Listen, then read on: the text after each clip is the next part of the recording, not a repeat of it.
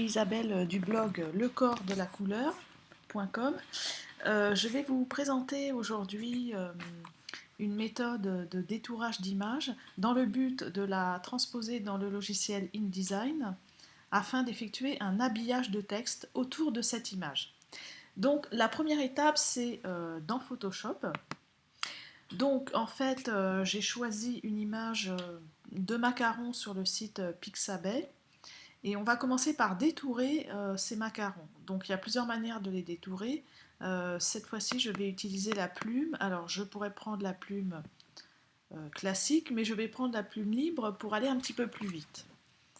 Donc je sélectionne dans les outils, dans la barre d'outils, la plume libre. Je commence à effectuer un clic qui va servir de point de départ autour du macaron et je déplace progressivement la plume tout autour du motif. Voilà, en essayant de rester au plus près de l'image. Et le contour s'adapte de manière assez précise.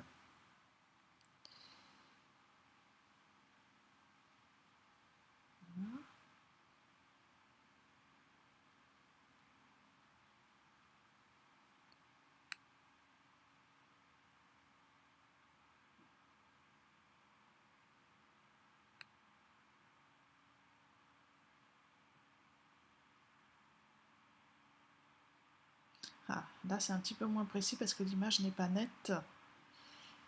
L'image n'est pas nette. Voilà, le dessin à la plume a été fait. Ensuite, j'effectue un clic droit et je vais faire définir une sélection. Ok. Voilà, donc là j'ai ma sélection. Alors il y a quelques petites erreurs. Donc afin de modifier les petites erreurs, je clique sur le masque, le mode masque en bas du panneau outils. Et je vais avec le pinceau, je prends le pinceau et je vais repeindre en rouge. Avec le noir en couleur de premier plan, je repeins. Voilà. Alors je vais prendre comment dire, le zoom pour voir le dessin dans les moindres détails. Alors je grossis un petit peu la taille du pinceau qui était vraiment petite. Ouais, là c'est déjà mieux. Voilà. Et je repasse de la couleur. Voilà. Et là, il y avait juste un petit défaut ici, dans les coins. Donc je reprends mon pinceau avec le noir en couleur de premier plan et je rajoute un petit peu de rouge. Voilà, ici aussi. Là aussi. Voilà. Je vais encore affiner un tout petit peu le pinceau. Voilà. Retirer un petit peu de sélection. Comme ça. Et ici aussi. Voilà. Donc là, je zoome à 100%. Et je sors du mode masque, ce qui me permet de retrouver ma sélection. Je fais commande J de manière à isoler la sélection. Je masque l'image de départ et je vais enregistrer cette image. Donc je fais fichier enregistrer sous et je vais l'appeler test. Alors je vais l'appeler image macaron.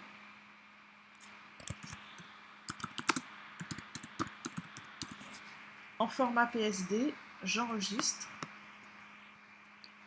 Et ensuite, je me dirige vers le logiciel InDesign. Je vais faire fichier importer.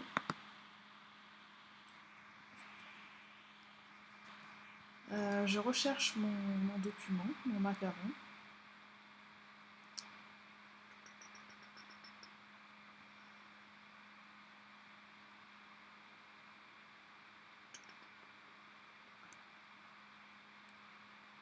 Bon.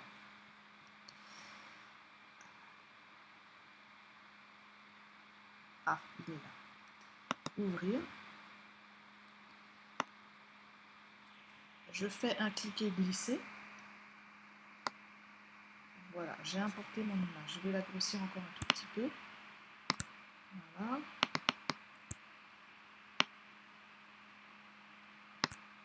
Bon. Je vais centrer l'image. Voilà.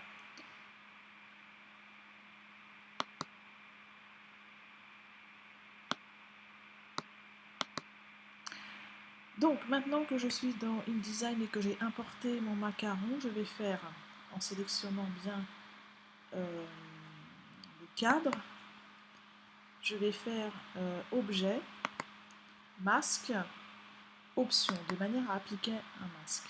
Donc dans type, je vais choisir détection des contours, évidemment. Donc on voit que les contours sont marqués par une série de petits points. Je fais OK. Et je pourrais très bien, si je voulais, grâce à la flèche blanche, bouger les petits points comme ça.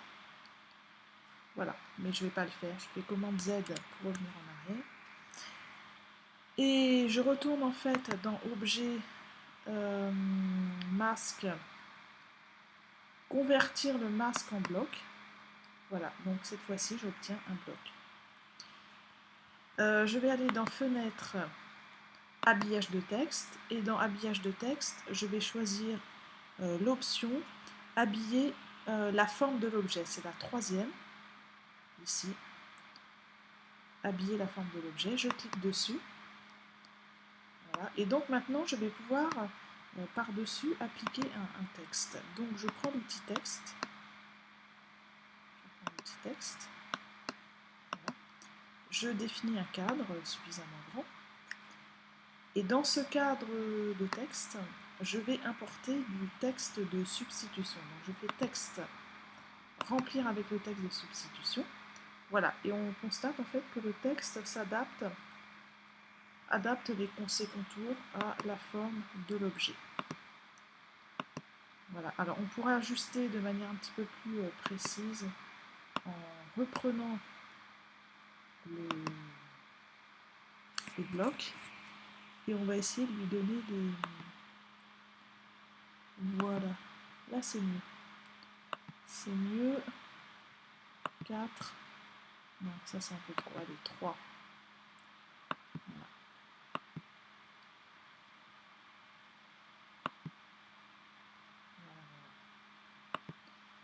Donc je remonte le texte.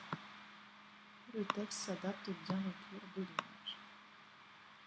Voilà, donc on a habillé cet objet avec du texte. Je vous remercie pour votre écoute et vous dis à très bientôt.